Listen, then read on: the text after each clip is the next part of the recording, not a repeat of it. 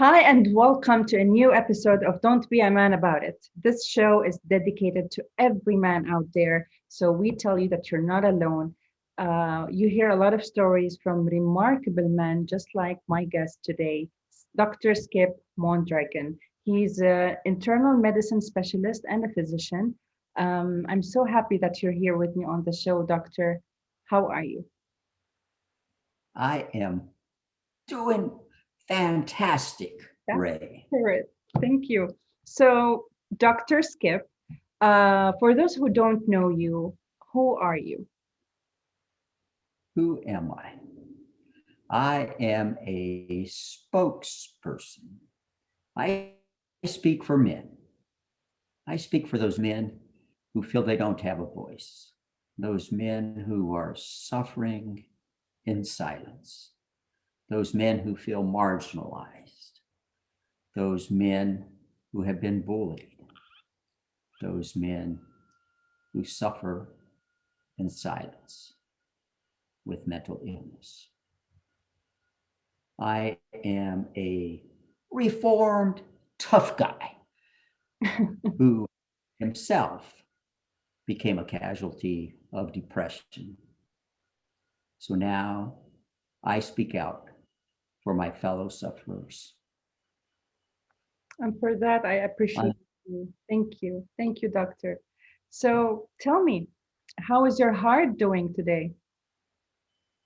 my heart is grateful. Hmm.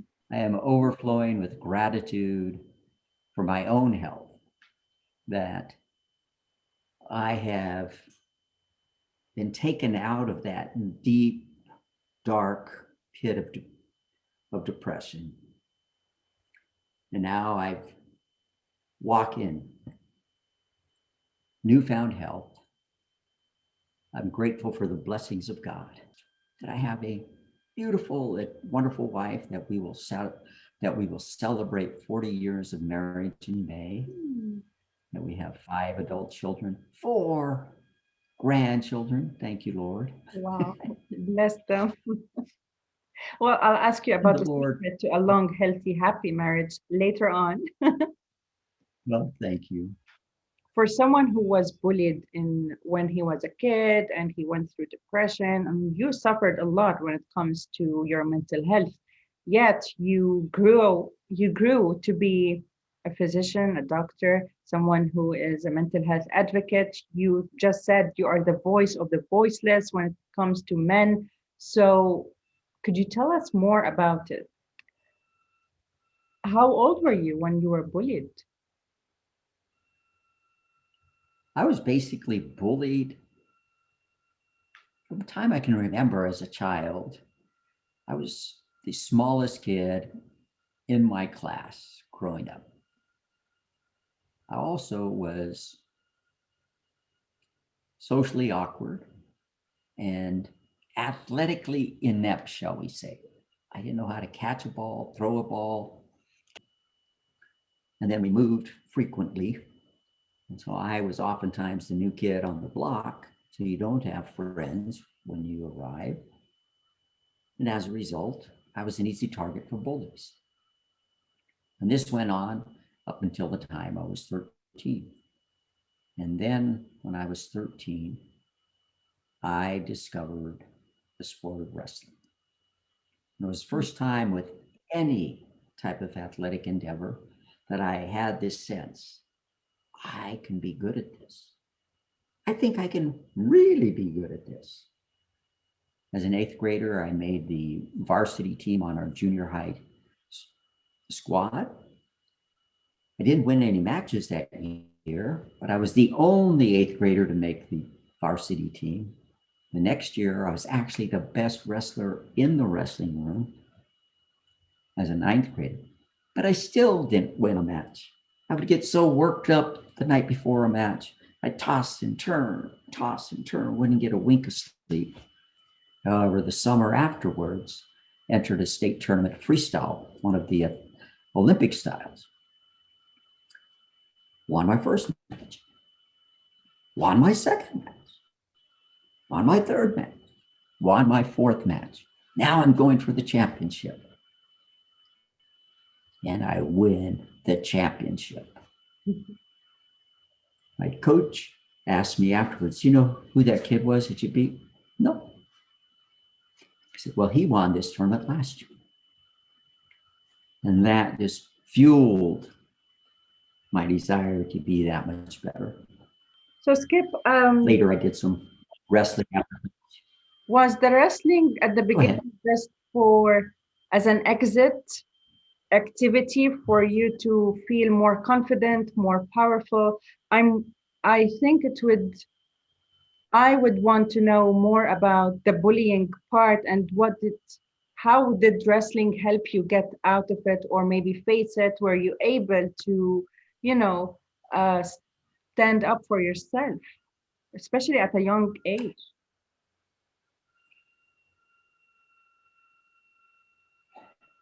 I think wrestling was the attempt to feel competent at some sport because I had failed miserably at any other sport. So at the time, wasn't necessarily, oh, this is going to mean the bullies are going to leave me alone. But there wasn't that consciousness about that. But this idea, I want to be good at something. I want to feel competent at some kind of sport. In my day and age, I'm 65 years old, athletics was one of the main currencies in terms of social standing among boys. Mm-hmm. If you weren't athletically powerful, if you will, if you didn't have athletic prowess, you didn't have a lot of social standing. You could be real smart, which I became one of the smart kids, if you will, and you could be athletic. But apart from that, you didn't have much social standing. And the bullies left me alone. Years later, I'd laugh with my brothers. Where were the bullies then? Exactly. And who supported your decision? Was there anyone knew that you were being bullied in school? Well, back then you didn't tell anybody. You didn't go tell my mom or my grandmother. You didn't go tell a teacher or anybody. It wasn't one of those things that was publicized. If you are being bullied, in fact, that wasn't even the word in those days. It was being called picked on. Yeah. There wasn't this word, there wasn't that concept. You endure it. And Skip, so before your 20s, you were already a champion in wrestling. That's correct. So tell me the combination of being a champion in wrestling and also a kid who was bullied, how did that shape your character moving forward? How did that affect your relationships, your work, your self-esteem? Wrestling builds that self-esteem in you. Wrestling helps define you because you know you can endure this grueling sport, a sport that very few individuals are willing to invest themselves into. Yeah, because I saw physical power. Athletes. Well, the type of workouts we'd go through, I'd see some amazing athletes come and try wrestling because they say, oh, what does that take to get out there for 6 minutes on the wrestling mat? That doesn't take anything. They get out there and try for 3-4 minutes crawling off the mat. Yeah. And they realize how grueling it is to wrestle. So physically and mentally and emotionally, it's a demanding sport. So it builds this identity into you and this brotherhood that we are tough guys, that we are this elite group of athletes when we are wrestlers that few can lay claim to. So it built this identity into me that I'm a tough guy. And I carried this identity into my adulthood. And it was one of these things that carried forward with me with this not just that persona, but with this modus operandi, this way of life. I push through difficulties. I work through difficulties. I don't give up. And that's a double-edged sword. Because when then you are struggling and you should reach out for help and ask for help, no, I just push through. I just keep working harder. And that was one of the things that caught up with me much later in my life in terms of the depression. So tell me more about the opposite side. You said you've built an identity of being a tough person, pushing through the struggles. But what about when you're not wrestling, when you go back home? Did it affect your mental health where you got anxieties? You thought that maybe you were not good enough, you're still not good enough. What used to happen inside here before you actually found your own balance? I think with that, there was this compensation. I am going to work harder than all of you to show you that I can outwork you. So I carried this into these different activities. I'm that overcompensation, that I'm not going to be this skinny, awkward, bullied child. And after you joined the So wrestling, it did have that. How your friends in school treat you? Were you treated differently? Was the awkwardness become awesomeness? What happened? Oh, yes, you are treated differently. Absolutely. Yeah. So you become identified with this sport, and now people look up to you. And when you go into that wrestling room, now you're one of the best wrestlers in the wrestling room. Now these younger wrestlers in there, the underclassmen, they're looking up to you and they're telling me, Skip, I wish I was as good as you. Yeah. You mentioned that you have 5 kids or five grandchildren and 4 kids, right? 5 children and 4 grandchildren. There you go. What types do you have conversations with them on mental health? We talked some about it. They knew that I developed depression, and it was after the fact that our children were out of the house, all out of the house when I became adult. Our youngest had already gone to college. And so it was after the fact that we're talking to them that I was ill. And so now I openly share some things. They've had the opportunity to read my book, Wrestling Depression is Not for Wimps, that I very openly talk about my story and the lessons I learned and offer tips, tactics, and techniques for men who are struggling with depression to help them in their own recovery. But what I meant was maybe mental health education. I get a sense that when someone goes through something, you would always want people around you to be feeling the exact opposite of what you felt when you were bullied, when you were depressed, when you were ill. So you tend to keep talking about the subject in terms of awareness. Um, what would you advise them? How do you not? I don't want to say protect your kids, but how do you lead by example? That's what I meant. That's a wonderful question. Well, one, I've always very openly talked about the bullying and tried to teach my children that you have to stand up to bullies. And the title I chose for the book, Wrestling Depression is Not for Wimps. But I talked to them that in that same fashion, Wrestling bullies is not for wimps. Standing up to bullies is not for wimps.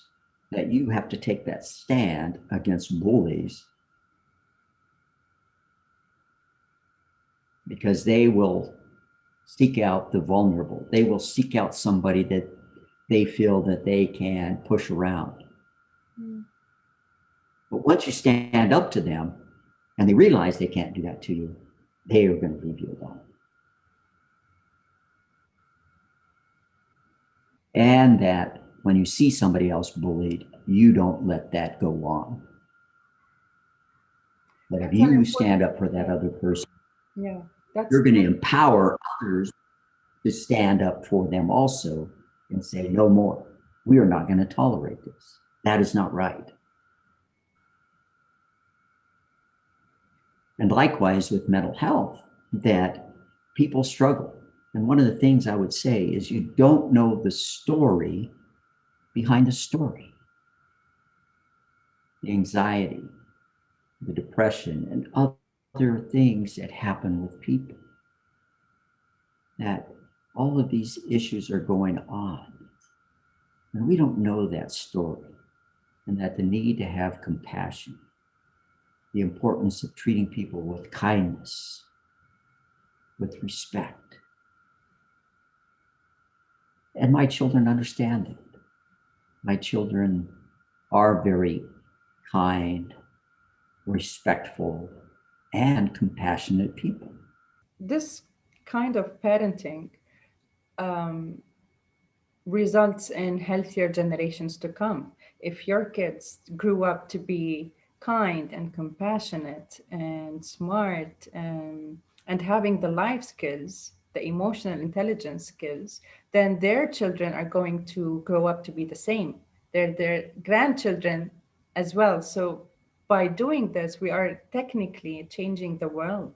Even even if we don't live to see that world the way we want it to be, but at least we have invested in it and we have created it one way or another. So thank you for doing that. You're welcome. Skip, you mentioned something that caught my attention, which is that the bullies focus on the vulnerable.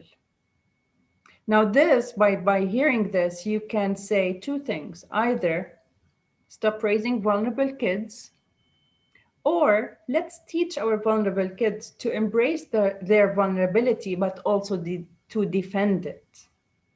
Does that include maybe school programs? It comes from the home, from the parents. How can we teach our kids to not drop their vulnerability, but yet be strong enough to defend themselves when they get bullied? Well, I think there's two sides to this. When I say vulnerable, I'm talking about their demeanor. I'm talking about what makes them an easy prey for that bully. And there's a few things that happens. For instance, that child that walks into that classroom or onto that playground who looks scared, their shoulders are dropped, their heads down. They look like they're just going to be spooked by anything. The bullies have this radar. They're like sharks that can smell blood in the water. So we need to teach our kids to have self-esteem, to know that they, by virtue of being them, are worth something, that they don't need anything else. They are precious.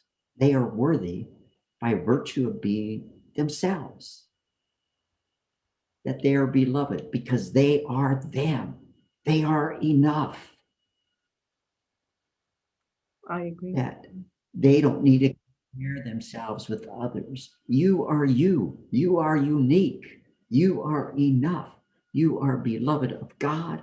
You are beloved of us. You are beloved of others. You are precious. And if we can teach children this, rather than making all those comparisons, to have that esteem. Hold your head up high, put your shoulders back, stick your chest out, feel good about yourself, talk with confidence, look people in the eye. And when people cross boundaries that are inappropriate, you say, no, enough. I'm not putting up with that. But that other side that you talk about, being vulnerable, being willing to show emotion, and teaching them, particularly boys, rather than lashing out in anger, because their society has not allowed boys the way we've enculturated boys, the way I was, that we didn't teach them how to get in touch. I wasn't taught how to get in touch with my emotions. And oftentimes because I was, it could be difficult to teach others. So that was a learning process. What am I feeling? What is that emotion I'm feeling? So boys, appropriately in our society, you can feel joy, elation, anger, love. Where are all these other gamut of emotions? That tears are good, that tears are healing, and tears are normal. To be able to express the gamut of emotions so that our children, boys and girls, can identify those feelings and openly and appropriately express those. So yes, so we don't lose that vulnerability, but that we don't become vulnerable victims, if you will. And I don't want our children to grow up, any of them, to feel that they're a victim. Yeah. Rather, they are victors. I love that. Yes, I agree. Um, do you think wrestling should be one of those exercises that we need to practice more with our kids, or let's start practicing at a young age that helps in self-esteem? Do you think wrestling is really a good, because when you see someone, for example, when I work with my clients and they want an activity for them to release stress, we tend to go for, activities like go for a run, meditate, breathe, go for a dance class, go for a gym. We never say wrestling. Do you think that would be more helpful? Certainly, all those activities you mentioned are wonderful, Ray. Wrestling may be appropriate for some, but not necessarily for all. Yeah. However, But there's see, wrestling, wrestling is great. there's kickboxing, there's boxing. So these activities, Exactly. There are martial arts of different types. You're right. And for women, for instance, I would recommend any woman fight, fight a class with self-defense and learn some self-defense. Hands down, I would recommend that because it would give you more self-confidence and help protect you, perhaps your life someday. And one of the beauties of wrestling is it's weight-based. So if you're small, like I am, being that smallest kid in your class all those years, I was finally competing on a level plane. I wasn't having to compete against these boys that were much larger and stronger than I was. I was finally competing against boys that were my size. So it's this equalizer. yeah, And that's one of the things about wrestling. The other is that it takes heart. It takes heart if you want to be a good wrestler. um, did you try I, therapy? I'm sorry? Wrestling helped you battle your depression, but did you try therapy? Oh, yes, absolutely. April 17th, 2014. And that day, I called the chief of behavioral health and I explained the situation. he made an appointment with a clinical psychologist. I saw her that afternoon. She did a thorough evaluation, corroborated diagnosis of major depression. And at the end of the session, she mentioned that she and the chief of behavioral health had talked ahead of time, and they had selected another therapist they felt that I could work very effectively with by the name of Lieutenant Colonel Mike Perry. And the next week, I started meeting with Mike, and we hit it off from the beginning. We had this bond. What did he help? I'm sorry? What did he help you with? What was the thing that made you bond with him? Mike is a family man, as I am. Mike is a Christian, as I am. But Mike had employed, as I was. And we worked on my thinking because my confidence was shot. My decision making was shot. I was feeling guilt and shame. I had this sense, and I remember telling Mike it through tears, I didn't want my career to end on a whimper. I wanted my career to go out on a high note. That's how much my confidence was shot. And I had these horrible negative thoughts that had been running through my mind. So we were working on my thinking, cognitive behavioral therapy. So week by week, we'd work on that. Mike would give me homework to work on. We'd work on that week. We'd come back and see how I was doing. that's 70 to 80% of the problem anyway, because it all starts and ends here in the mind. And it's so, the reason why I asked about the bond, because when a therapist can be so good, you could really be able to work with them, but I wouldn't. So, and you just highlighted one of two main things when choosing a therapist is having a bond or a connection or this chemistry between you two, and making sure that you are sharing the same values. Like in your case, he's a family man, he comes from the church. So that would make it easier for a therapist and a client to work together and create the results that you were able to create.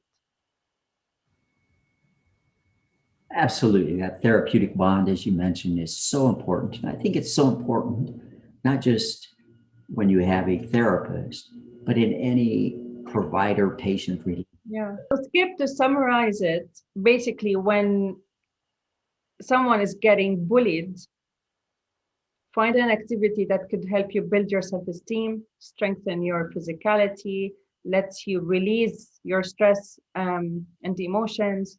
2, ask for help, get support. 3, don't give up, always show up, and don't let anyone get into your head. What else would you add on the list? Yeah. Music, Mm, art, yeah. theater, computer skills. Oh my goodness, math, science, computing, robotics, artificial intelligence. These are going to be the things of the future, where you go out and do things to help those in the community. That's one of the best ways when you are serving others. So, yes, all those things that you say are important. And know that you can always reach out to trusted individuals and not to hesitate to do that. The other thing I would say is, please don't compare yourself to others. People put on things on social media that they make their lives seem like they're idyllic, that they live this beautiful, grand life, that I don't have these problems. Look what I have. And I look at these things and I say, oh my goodness, give me a break. Everybody has problems. Nobody's life It's perfect. is that good. Skip, thank you so much.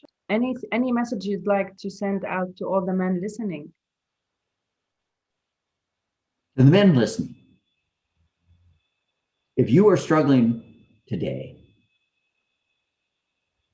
and suffering in silence, please do not suffer in silence one more day.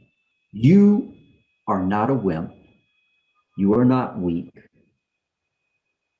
when you go get help.